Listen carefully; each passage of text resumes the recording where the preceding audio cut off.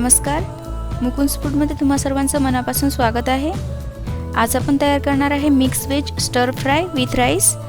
इथे मी सुरुवातीला गॅसवरती एक पातेलं ठेवलेलं आहे। ह्यामध्ये 1 कप पाणी टाकूया।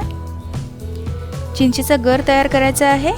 तर चिंचेचा गर काढण्यासाठी तुम्ही चिंच भिजत सुद्धा घालू शकता किंवा असं सुद्धा करू शकता। तर इथे पाण्याला उकळी आलेली आहे। ह्यामध्ये साधारणतः 2 टेबलस्पून चिंच टाकूया, चिंचेचे तुकडे, आणि ह्यामध्ये हाफ टीस्पून मीठ टाकूया आणि ह्याला मिक्स करूया आणि ह्यावरती झाकण ठेवायचं आहे। आणि आता तुम्ही बघू शकता चिंच छान विरघळलेली आहे। तर हे चिंचेचं पाणी तयार आहे। तर हे थंड करण्यासाठी आपण या बाउलमध्ये टाकूया आणि थंड झाल्यानंतर ह्या पातेल्यावरती एक चाळणी ठेवायची आहे। तर ह्यामधून चिंचेचा गर काढायचा आहे चम्मचच्या साहाय्याने।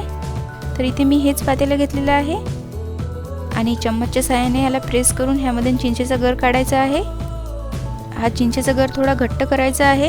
तर हे पातेलं आपण पुन्हा गॅसवरती ठेवूया। हा चिंचेचा गर आपल्याला थोडा लिक्विडच हवा आहे, पण ह्यामध्ये थोडं पाणी जास्त असल्यामुळे आपण ह्याला उकळून घेणार आहे। आणि ह्यामध्ये आपल्याला हाफ टीस्पून लाल तिखट टाकायचं आहे आणि 1/4 टीस्पून काळे मिरे पावडर घेतलेली आहे, ब्लॅक पेपर, आणि 1 टीस्पून जिरा पावडर घेतलेली आहे। जिरं भाजून घेतलेलं आणि बारीक केलेलं आहे, आणि 1 टीस्पून बारीक केलेला गूळ घेतलेला आहे। आणि हे सर्व मिक्स करूया आणि थोडं उकळायचं आहे। सुरुवातीला ह्यामध्ये आपण 1 कप पाणी टाकलेलं होतं, तर ह्याचा आपल्याला अर्धा कप करायचा आहे। तर हा चिंचेचा गर तयार आहे, ह्याला एका साईडला ठेवूया।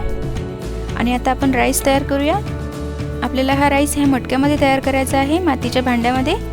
तर हे भांडं आपण आता गॅसवरती ठेवूया आणि आपल्याला हे मातीचं भांडं कमी गॅसवरती ठेवायचं आहे। आणि ह्यामध्ये पाणी टाकूया आणि आपण आता तांदूळ 2 ते 3 पाण्याने स्वच्छ धुवून घेणार आहे। आणि पाणी उकळायला सुरुवात झाल्यानंतर ह्यामध्ये तांदूळ टाकायचे आहेत आणि 1 टीस्पून मीठ टाकायचं आहे आणि 1 टेबलस्पून तेल टाकूया, त्यामुळे भात छान मोकळा होईल। आणि ह्यावरती झाकण ठेवूया आणि हा राईस तयार होत आहे। तोपर्यंत आपण स्टर फ्रायसाठी काही तयारी करणार आहे। तर ब्रोकोली आपल्याला अशी मोठ्या भागामध्ये कापून घ्यायची आहे। तर इथे मी सर्व भाज्या थोड्या मोठ्या आकारामध्ये कापलेल्या आहेत आणि ह्या सर्व मी हाफ कप घेतलेल्या आहेत। इथे फक्त ब्रोकोली जास्त घ्यायची आहे, स्टर फ्रायमध्ये ब्रोकोली छान लागेल। आणि ह्या सर्व भाज्या कापलेल्या आहेत आणि स्टर फ्रायसाठी तयारी झालेली आहे। आणि आता आपण स्टर फ्राय बनवायला सुरुवात करूया। तर इथे मी गॅसवरती एक कढई ठेवलेली आहे, ह्यामध्ये 1 टेबलस्पून तेल टाकूया। ह्यामध्ये तुमच्या आवडीनुसार तुम्ही जी भाजी आवडीची असेल ते कमी जास्त घेऊ शकता। तर सुरुवातीला ह्यामध्ये बीन्स टाकूया आणि त्यानंतर मोठ्या आकारात कापलेला कांदा टाकूया आणि इथे हाफ कप ग्रीन शिमला मिरची घेतलेली आहे आणि येलो आणि रेड सुद्धा। आणि हे सर्व मिक्स करून घेऊया आणि ह्यामध्ये ब्रोकोली टाकूया आणि ह्या सर्व भाज्या आपल्याला स्टर फ्राय करायच्या आहेत। ह्यामध्ये आपल्याला पाणी टाकायचं नाही। तर ह्यावरती आपल्याला झाकण ठेवायचं आहे 4 ते 5 मिनिटासाठी आणि मध्ये मध्ये ह्याला स्टर करायचं आहे, त्यामुळे भाज्या जळणार नाहीत। आणि झाकण ठेवल्यानंतर गॅसची फ्लेम लो करायची आहे। तर ह्या भाज्या होत आहेत।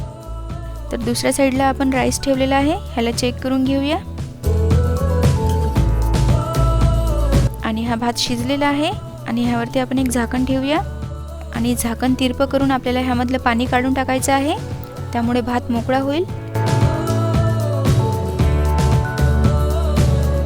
तर इथे मी ह्या एका भांड्यावरती चाळणी ठेवलेली आहे। ह्या भातामधलं आपल्याला पाणी काढून टाकायचं आहे आणि इथे ह्या भाज्या बघूयात। तर इथे 5 ते 7 मिनिटं झालेली आहेत आणि ह्या भाज्यांमध्ये आता आपण चिंचेचा गर टाकूया आणि हे मिक्स करून घेऊया। इथे भाज्या कच्च्या असतील तर तुम्ही पुन्हा झाकण ठेवून त्या होऊ देऊ शकता। ते ह्या भाज्या शिजल्यानंतरच आपल्याला ह्यामध्ये चिंचेचा गर टाकायचा आहे आणि हे सर्व मिक्स करून घेऊया। आणि हे मिक्स वेज स्टर फ्राय तयार आहे आणि राईस सुद्धा तयार आहे। तर आता आपण ह्याची प्लेटिंग करूया। तर ह्या बाउलमध्ये आपण राईस काढून घेऊया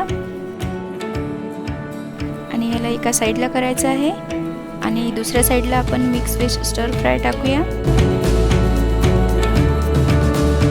तर अशी ही छान डिश तयार आहे आणि ह्यावरती थोडेसे स्प्रिंग ओनियन टाकूयात तर अशी ही गरमागरम मिक्स व्हेज स्टर फ्राय विथ राईस तयार आहे। आजची ही रेसिपी तुम्हाला आवडली असेल तर ह्या व्हिडिओला लाईक करा आणि मुकुंद फूड चॅनलवरती नवीन असाल तर चॅनलला सबस्क्राईब करा। तर पुन्हा भेटूया अशा छानशा नवीन रेसिपीसोबत।